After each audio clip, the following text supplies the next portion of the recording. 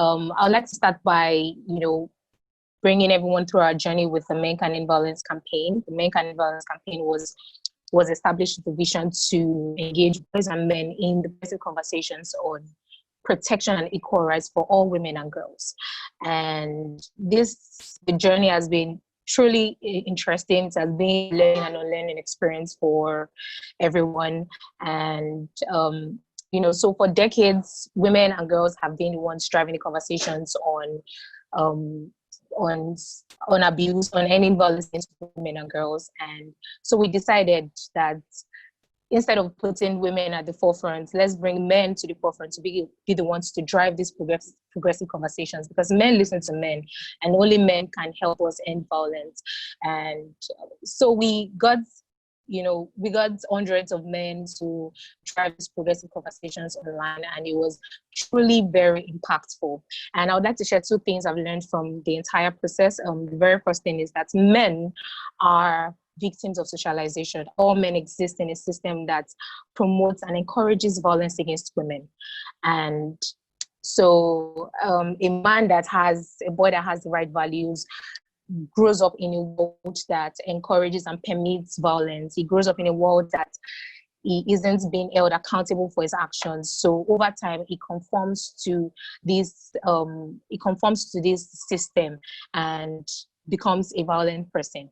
And the second most important thing that we've also learned all through the journey is that many men grow up with so many emotional traumas. We have a lot of boys who grew up with a void. There are so many absent fathers. And when I say absent fathers, I don't mean fathers that are not absent. Like, I actually mean fathers that are actually there, but are absent, actually. A lot of boys grew up in homes where their fathers, the only thing they do is to just pay their school fees, and every other thing is a military regime. And many of them grew up with this void, and they also grew up in a society that doesn't allow them to express their emotions. So they carry a lot of pain around, which makes them hurt people. As we all know, the popular saying that goes, hurt people. So they go around hurting people, especially the most vulnerable around them.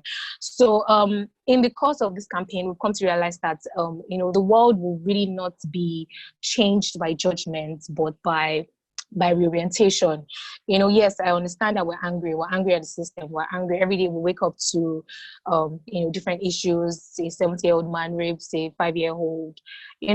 The headlines are very depressing, but then again, we need to begin to understand that men have issues, and we need to begin to pay more attention to men's mental health. I believe that is a sustainable solution to actually ending violence against women. So beyond recruiting men to be the ones to drive these conversations, we need to begin to pay more attention to men's mental health. We need to begin to invest in men's mental health. We need more initiatives that are driving, progressive conversations on helping the boy child and helping him, rise above his pain and trauma. So down to the role of strong institutions in any violence against women and girls. I believe that the very first and most important institution in the entire world is the home. A lot of the values boys learn from their homes are values that they apply to at the workplace, are values that they apply to their relationships, their relationship with the opposite sex, their relationship with their friends, their partners. So the very first and most important institution, we need to begin to raise boys in homes that value compassion, homes that value vulnerability, homes that value emotions. We need to begin to pay more attention to that. Now, the second most important institution, I believe, is the religious institution. Africa is mostly governed by religion and culture. We can't take that away from Africa. And I believe that the religious establishment plays a vital role in actually advancing the healthy masculinity cause. We need to begin to hold our religious leaders we need to begin to hold them in the high esteem, or we need to begin to place a demand on them actually to, drive these values in the religious system. We know that, for the Muslims, men always like to go to the mosque, they don't joke with their religion, basically. And as well as the church. So we need to begin to, get religious leaders to be the ones to drive these conversations. There's, the same way we have counseling sessions for women, we need to begin to come up with counseling sessions for men as well in the religious establishments. The same way we have mentoring for women, we need to begin to create systems and structures within the religious establishments that also, sends a strong message of a healthy masculinity, so to speak. Another very important institution, pretty much an institution, but the custodians of structure of culture. I mentioned earlier that Nigerians, Africans, pretty much do not joke with culture and tradition, and we cannot deny the fact that Africa has a very, very rich culture. You cannot take that away from us. It is what makes us. Culture unites us. However, we also need to point out that there are so many practices, a lot of practices that are detrimental to the health of women and girls. And we need to begin to reform these practices. I know I've heard a lot of people say at different points, you cannot change culture. Well, I believe that we can change culture. There was a time where, they used to kill the girl child, but now that doesn't exist anymore.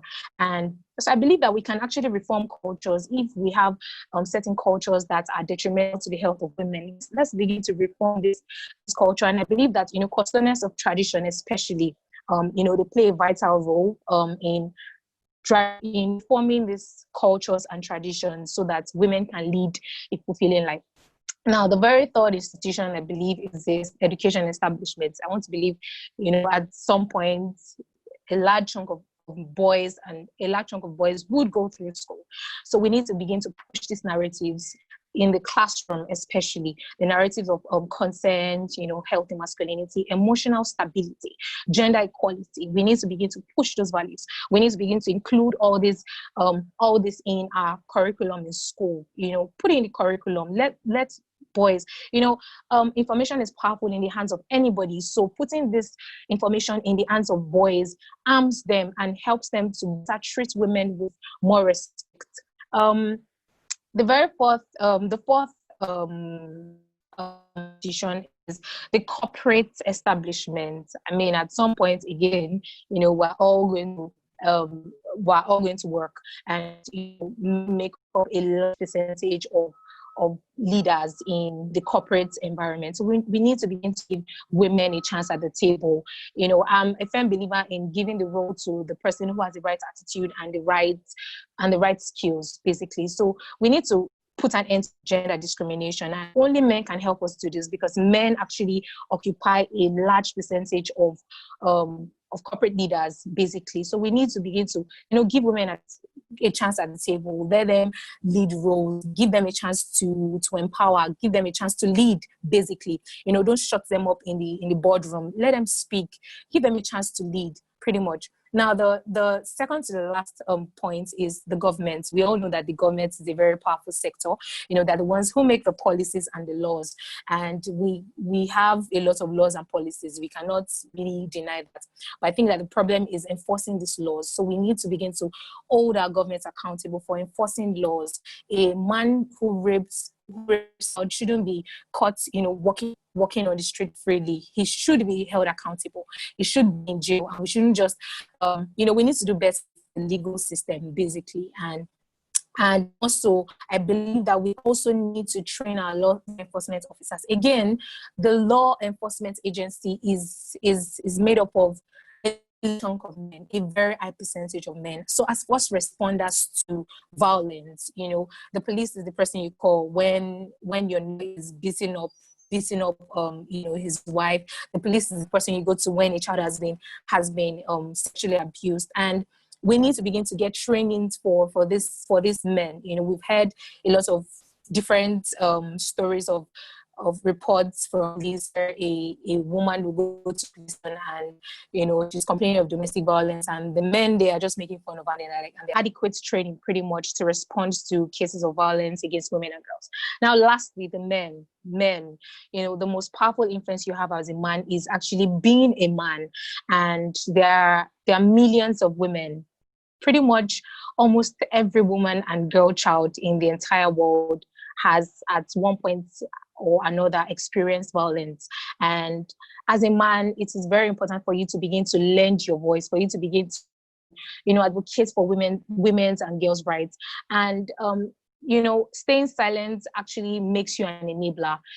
If you stay silent in the face of injustice, it actually makes you an enabler. So we need more begin to lend their voices to begin to drive these conversations, because men and men only can actually help us, end violence against women and girls. Women and girls have been driving these conversations with kids, and now is almost a year that the men stepped in, and we've actually had this much progress.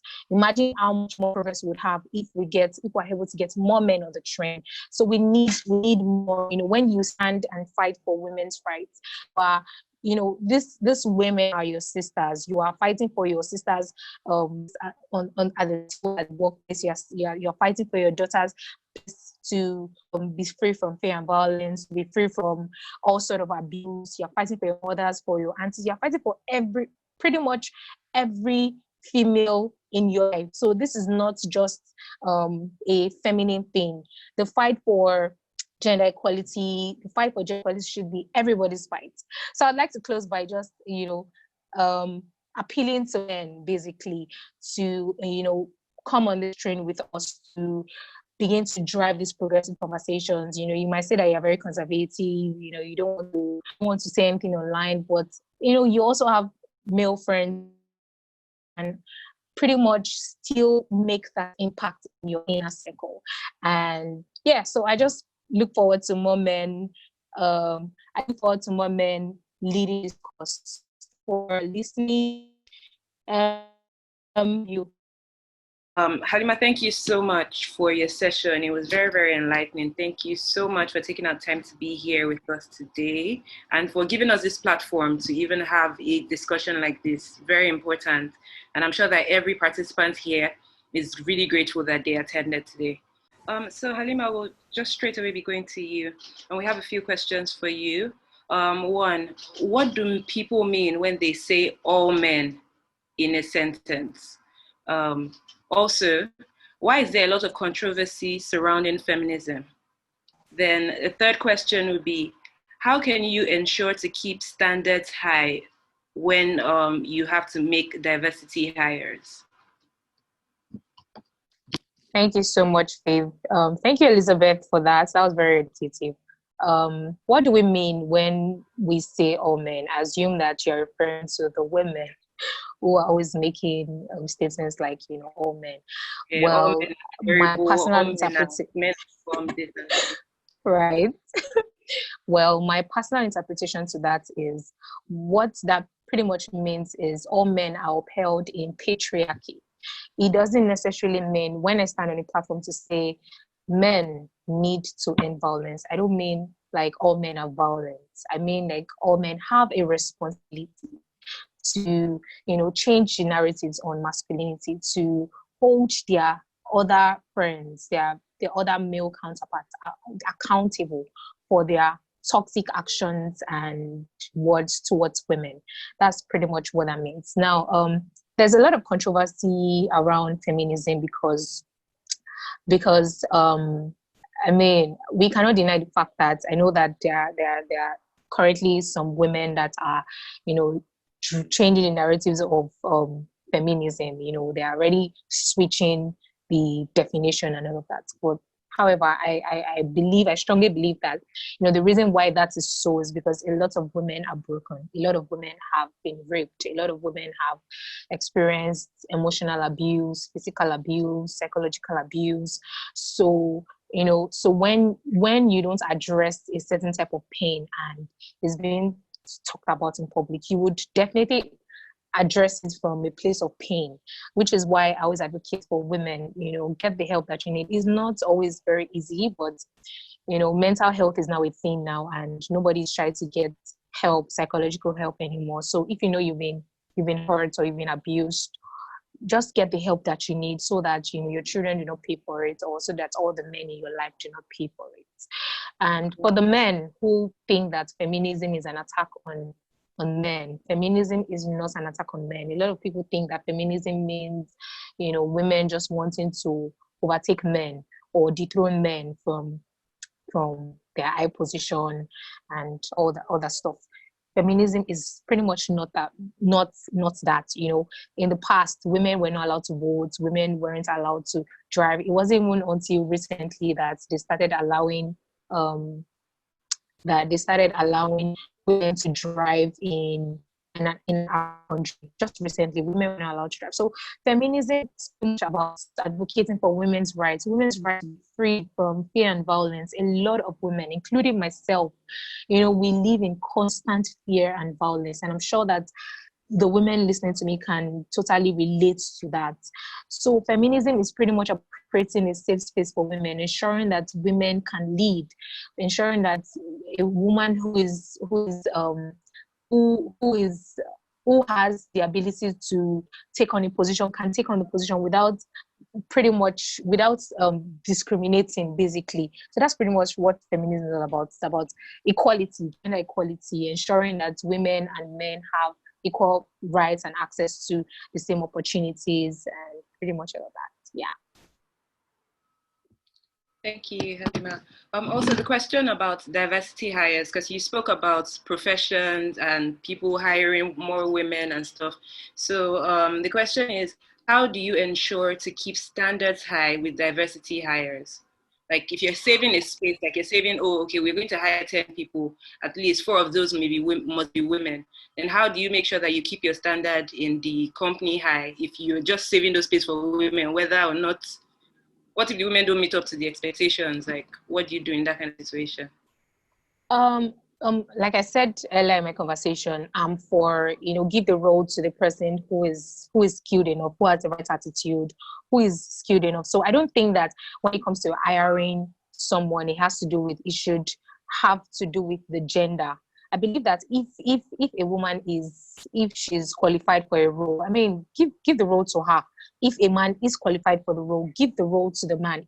If a man is qualified for a leadership role in a corporate organization, by all means, give the role to him. Like Elizabeth said, I don't think it should be a gender fight or a gender battle. I think that it should just be about giving the positions to whom it's due to, pretty much, not because of your sex or anything. It should just be, I mean, as decent humans, we should just act based on what is right, basically, not what is wrong or what society considers right or wrong. I think that we should just, act based upon what is right.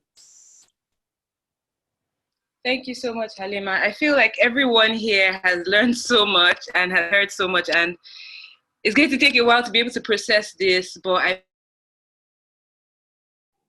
and start to act on the things that you've learned today. Start to treat women fairly, start to pay attention to the women in your life. Say something.